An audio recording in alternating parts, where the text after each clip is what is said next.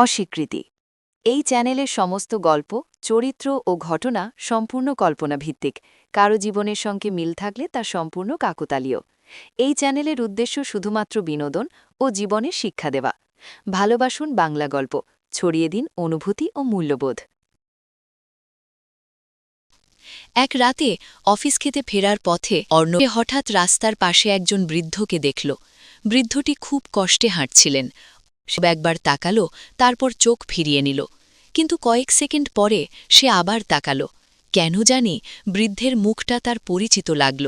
তার বুকের ভেতর হঠাৎ অদ্ভুত একটা অনুভূতি হল।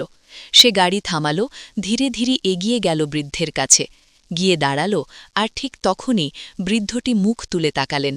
অর্ণব স্থির হয়ে গেল। তার শরীর কাঁপতে লাগল, কারণ সেই বৃদ্ধটি অন্য কেউ নয়, তার নিজের বাবা, যাকে সে ভুলে গিয়েছিল বহুদিন আগে। তিনি আজ শহরের রাস্তায় কেন? কি হয়েছিল এতদিনে? আর অর্ণব এখন কি করবে? গ্রামের শেষ প্রান্তে ছোট্ট একটা ঘর, টিনের চাল, ফাঁক দিয়ে আলো ঢোকে। বৃষ্টি হলে টপ টপ শব্দ পড়ে। এই ঘরেই বড় হয়েছিল অর্ণব। অর্ণব খুব মেধাবী ছিল ছোট থেকেই। স্কুলে সবসময় প্রথম হতো। শিক্ষকরা বলতেন এই ছেলেটা অনেক দূর যাবে। কিন্তু বাড়ির অবস্থা ছিল ভয়াবহ।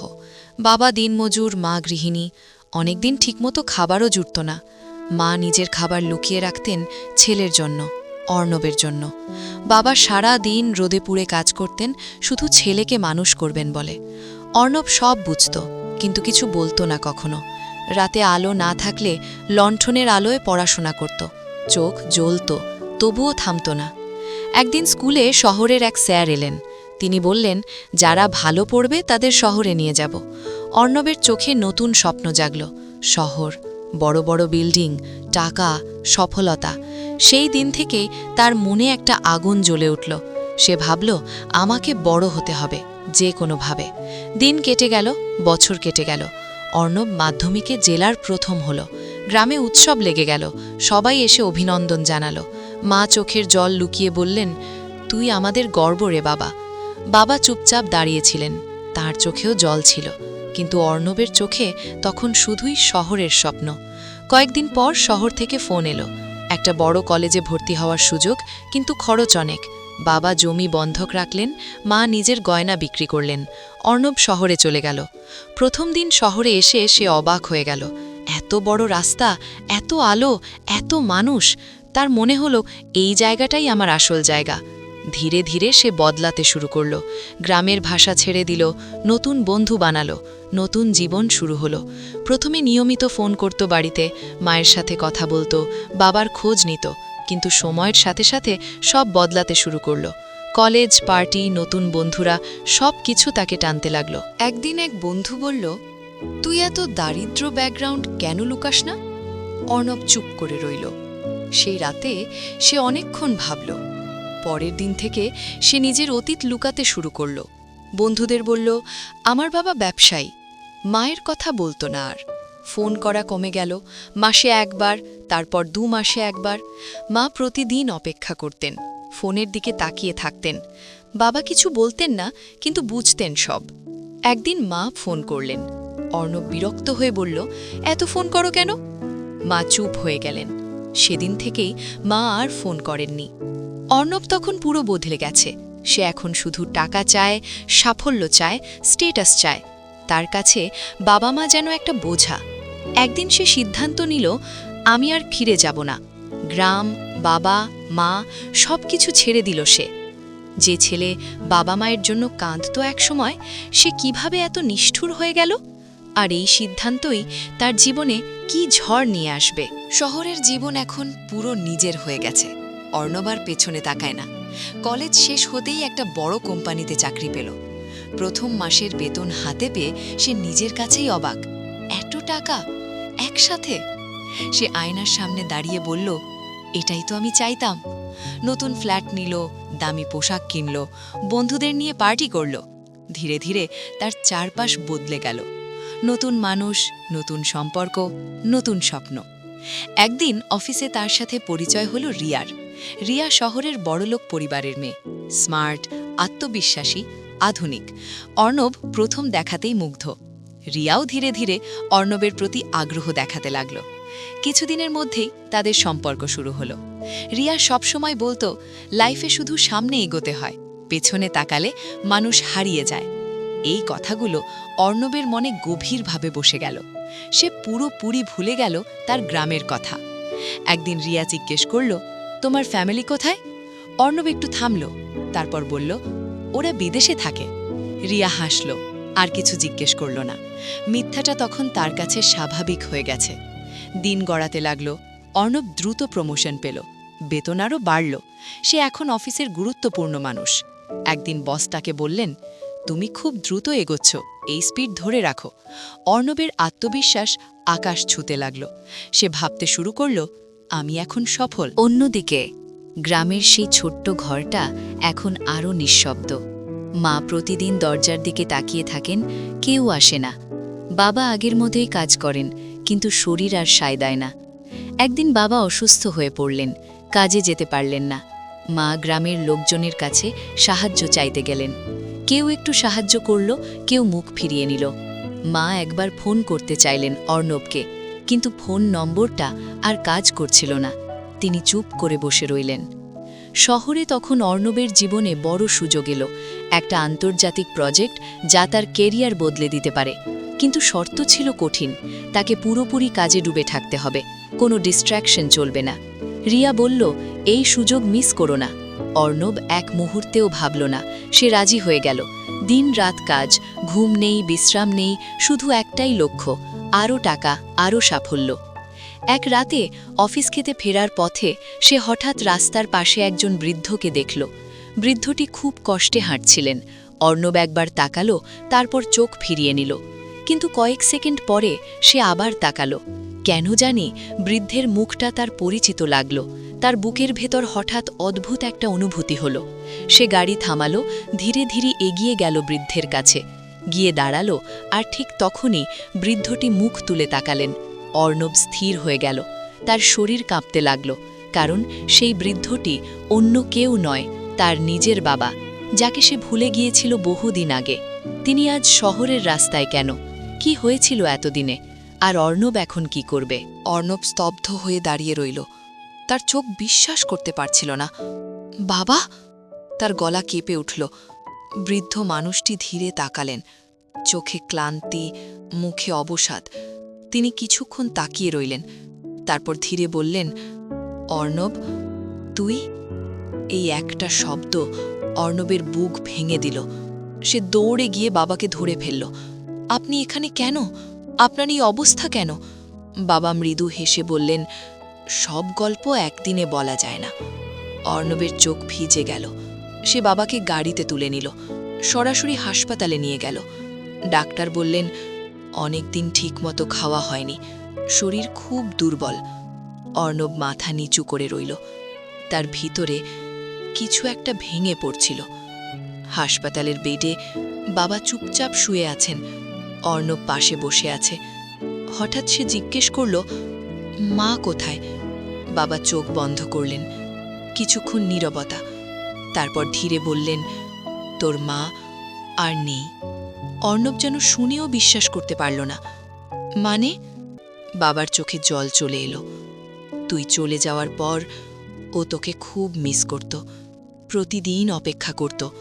একদিন অসুস্থ হয়ে পড়ল, চিকিৎসা করানোর মতো টাকা ছিল না, আর একদিন চলে গেল। এই কথাগুলো অর্ণবের হৃদয়ে ছুরি হয়ে বিঁধল। সে চিৎকার করে কাঁদতে চাইল, কিন্তু গলা দিয়ে শব্দ বেরোল না। তার চোখ দিয়ে নীরবে জল পড়তে লাগল। সে মনে মনে বলল, আমি কি করেছি? তার চোখের সামনে একটার পর একটা স্মৃতি ভেসে উঠল। মায়ের হাসি, মায়ের কণ্ঠ, মায়ের অপেক্ষা, সব কিছু। সে মাথা ধরে বসে পড়ল। আমি এত খারাপ হয়ে গেলাম কিভাবে? বাবা ধীরে বললেন, তুই খারাপ না রে, সময় তোকে বদলে দিয়েছে, কিন্তু এখনও দেরি হয়নি। এই কথাটা অর্ণবের ভেতরে আলো জ্বালালো। পরের কয়েকদিন অর্ণব সব কিছু ছেড়ে দিল, অফিস, প্রজেক্ট, মিটিং, সব কিছু। সে শুধু বাবার পাশে থাকল, নিজের হাতে খাওয়ালো, ওষুধ দিল, রাত জেগে দেখাশোনা করল। রিয়া কয়েকবার ফোন করল, অর্ণব ধরল না। শেষে রিয়া নিজেই এসে বলল, তুমি কি করছো? তোমার ক্যারিয়ার নষ্ট হয়ে যাবে। অর্ণব শান্তভাবে বলল, আমার ক্যারিয়ার অপেক্ষা করতে পারে, কিন্তু আমার বাবা পারে না। রিয়া অবাক হয়ে গেল। সে বলল, তুমি বদলে গেছ। অর্ণব মৃদু হাসল, হয়তো আমি হচ্ছি। রিয়া কিছু না বলে চলে গেল। এই সম্পর্ক সেই দিনেই শেষ হয়ে গেল। কয়েকদিন পর বাবার শরীর একটু ভালো হলো। অর্ণব বলল, চলো আমরা গ্রামে ফিরি। বাবা অবাক হয়ে তাকালেন। তুই ফিরবি? অর্ণব মাথা নেড়ে বলল, হ্যাঁ, এবার সত্যিই ফিরব। যে ছেলে একদিন গ্রাম ছেড়ে পালিয়েছিল, সে কি সত্যিই আবার ফিরে যেতে পারবে? গ্রাম কি তাকে গ্রহণ করবে? আর তার জীবনের সবচেয়ে বড় প্রায়শ্চিত্ত কি এখনো বাকি? ট্রেনটা ধীরে ধীরে এগিয়ে চলেছে। জানালার বাইরে পুরনো দৃশ্যগুলো ভেসে উঠছে। সবকিছু যেন আগের মতোই। তবুও সবকিছু বদলে গেছে। অর্ণব জানালার পাশে বসে চুপচাপ তাকিয়ে আছে। তার পাশে বাবা। দুজনের মাঝখানে নীরবতা, কিন্তু ভারী। গ্রামের স্টেশনে পৌঁছালো ট্রেন। অর্ণব নামল ধীরে। মাটিতে পা রাখতেই তার বুক কেঁপে উঠল। এই মাটিতেই তো সে বড় হয়েছে। গ্রামের লোকজন তাকে দেখে ফিসফিস করতে লাগল। ওই তো অর্ণব, যে বাবা মাকে ছেড়ে গিয়েছিল। কথাগুলো কানে আসছিল, কিন্তু এবার সে পালালো না। সে সরাসরি বাড়ির দিকে হাঁটল। সেই টিনের ঘর এখন আরও ভাঙা, দরজাটা আধ খোলা। অর্ণব ভিতরে ঢুকল। ঘরের ভিতর সবকিছু আগের মতোই আছে, শুধু একটা জিনিস নেই, মা। সে মাটিতে বসে পড়ল, মায়ের পুরনো শাড়িটা হাতে নিল, আর হঠাৎ ভেঙে পড়ল। মা, আমি ফিরে এসেছি। কিন্তু কোনো উত্তর এলো না, শুধু নিস্তব্ধতা। বাবা দরজায় দাঁড়িয়েছিলেন, তার চোখেও জল, কিন্তু তিনি কিছু বললেন না। পরের দিন অর্ণব একটা সিদ্ধান্ত নিল। সে গ্রামের মানুষদের ডেকে বলল, আমি এখানে থাকতে চাই। সবাই অবাক। আমি এই গ্রাম বদলাতে চাই। প্রথমে কেউ বিশ্বাস করল না, কিন্তু অর্ণব থামল না। সে নিজের টাকা দিয়ে একটা ছোট স্কুল বানালো, যেখানে গরিব বাচ্চারা ফ্রিতে পড়তে পারবে। স্কুলের নাম রাখল মায়ের স্বপ্ন বিদ্যালয়। এই নাম শুনে অনেকের চোখ ভিজে উঠল। এরপর সে একটা ছোট ক্লিনিক তৈরি করল, যাতে গ্রামের মানুষ চিকিৎসা পায়, যেন আর কোনো মা চিকিৎসার অভাবে মারা না যায়। ধীরে ধীরে গ্রামটা বদলাতে শুরু করল। মানুষ অর্ণবকে নতুন চোখে দেখতে লাগল। যে ছেলে একসময় সব ছেড়ে চলে গিয়েছিল, সেই আজ সব ফিরিয়ে দিচ্ছে। একদিন সন্ধ্যায় অর্ণব মায়ের ছবির সামনে দাঁড়াল, হাত জোর করে বলল, আমি দেরি করে ফেলেছি মা, কিন্তু এবার সব ঠিক করব। বাবা পিছন থেকে এসে বললেন, তোর মা তোকে ক্ষমা করে দিয়েছে। অর্ণব ঘুরে তাকাল। তুমি কিভাবে জানো? বাবা হেসে বললেন, মায়ের ভালোবাসা কখনো রাগ করে না। এই কথাটা শুনে অর্ণবের চোখ আবার ভিজে উঠল। কয়েক বছর পরে সেই ছোট্ট গ্রামটা এখন অনেক উন্নত। স্কুলে অনেক ছাত্রছাত্রী, ক্লিনিকে নিয়মিত ডাক্তার। অর্ণব এখনও সেখানেই থাকে। সাধারণ জীবন, কিন্তু শান্তি ভরা। একদিন এক ছাত্র জিজ্ঞেস করল, স্যার, আপনি এত বড় শহর ছেড়ে এখানে কেন? অর্ণব একটু হাসল, তারপর বলল, কারণ আমি একসময় ভুল করেছিলাম, আর এখন আমি সেই ভুল ঠিক করছি। ছাত্রটি আবার জিজ্ঞেস করল, সব ভুল কি ঠিক করা যায়? অর্ণব আকাশের দিকে তাকালো, তারপর ধীরে বলল, সব না, কিন্তু চেষ্টা করলে অনেক কিছুই বদলানো যায়। যে টাকার জন্য সব ছেড়ে দিয়েছিল, শেষে সেই মানুষটাই বুঝল সবচেয়ে দামি জিনিসটা কখনো টাকায় কেনা যায় না।